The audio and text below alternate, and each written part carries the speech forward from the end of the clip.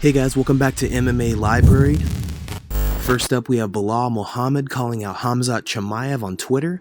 He writes, "Stop picking on guys who don't want to fight you. Only 2 fighters in the top 5 that haven't fought Kamaru. Winner gets next. At Dana White, at Sean Shelby."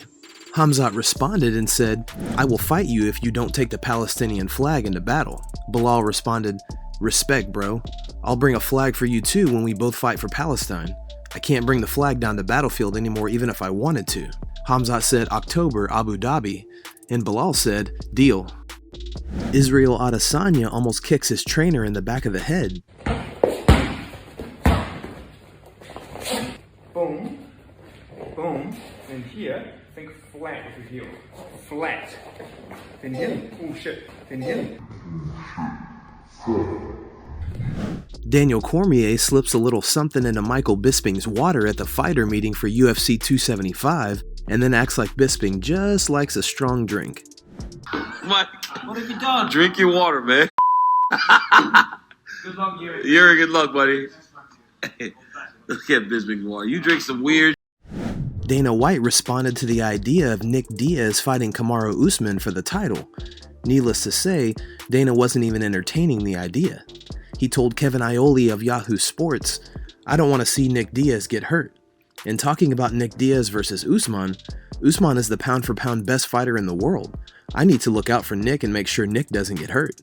I put on the best fights with the best fighters in the world, and how old is Nick? You're asking me silly questions. Conor McGregor and Ali Abdelaziz go at it after Conor shows off his Proper 12 barbecue sauce.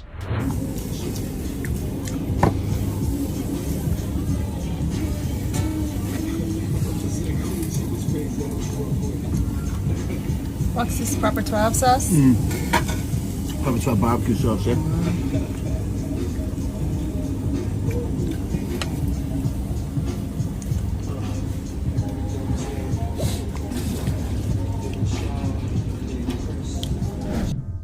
Ali replied to Conor's post, "Stick to cooking because you're not good in fighting anymore. Meat and potatoes."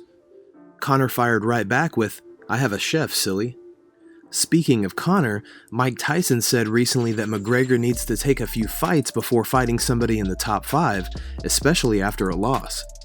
"You should do a couple of fights to get your feet wet, Conor McGregor. I think you should build your confidence up and go do what you do, win excitingly. No big-time guy, let him fight 3 fights and build his confidence back up. Every fight the opponent goes to a higher level." Michael Bisping, on the other hand, disagrees with Tyson. Bisping said, "The circumstances with McGregor right now, it's a risky one." Tyson said, "Have 2 or 3 fights before you go into a big fight like that. There's risk and there's reward. There's no guarantees. In the fight game, if he loses to them, someone outside the top 5, then it's even worse. If he was to go against champ Charles Oliveira first and you get beat, oh well, so what, no big deal. Everybody's losing to him right now. Charles Oliveira is the man. However, if Conor McGregor loses to someone ranked down the pecking order, ranked 6 or 7, something like that, now it's a very different conversation that's taking place." George St. Pierre gives his prediction for UFC 275 going down this Saturday in Singapore. Glover Teixeira takes on Yuri Prochazka in his first fight since becoming champ after defeating Jan Wachowicz at UFC 267 last October. GSP posted a video pointing out that even though Teixeira is the underdog, you should absolutely not count him out. UFC 275, Teixeira versus Prochazka, the big final. Very interesting fight. Teixeira, I believe, in order to win, need to use his experience, especially in the beginning of the fight when Prochazka is at his most dangerous. Because we know he always starts the fight very aggressive, right off the bat. Don't ever count Teixeira out. He's a very clever fighter and he can do it all very, very well. I believe he needs to weather the storm in the beginning, perhaps use his wrestling, trying to put Prochazka outside of his comfort zone and trying to get him later on in the fight. If I'm Prochazka, you need to do what he always does. Start the fight hard and strong right off the bat. Don't let Teixeira use his experience against you. It's going to be an interesting one. I can't wait to see what's going to happen. Michael Bisping thinks the UFC should set up a fight between Isreal Adesanya and Alex Pereira, which is Adesanya's only KO loss in kickboxing.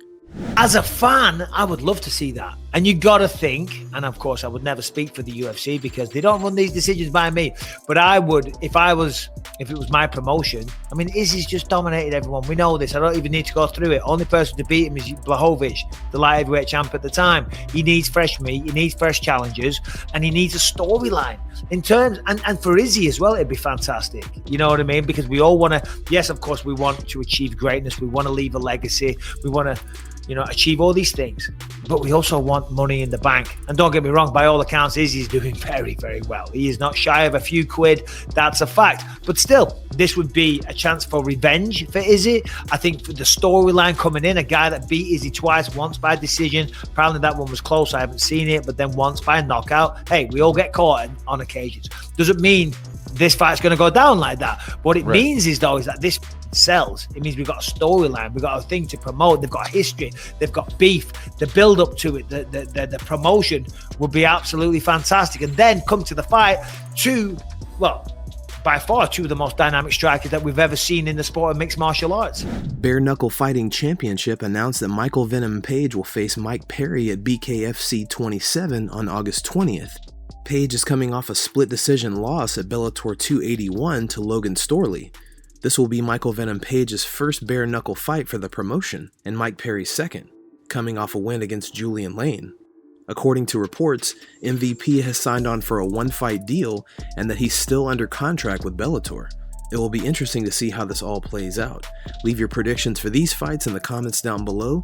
Thank you so much for checking out the latest UFC and MMA news. Don't forget to like and subscribe if you enjoy the content we do here on this channel. We'll see you in the next video.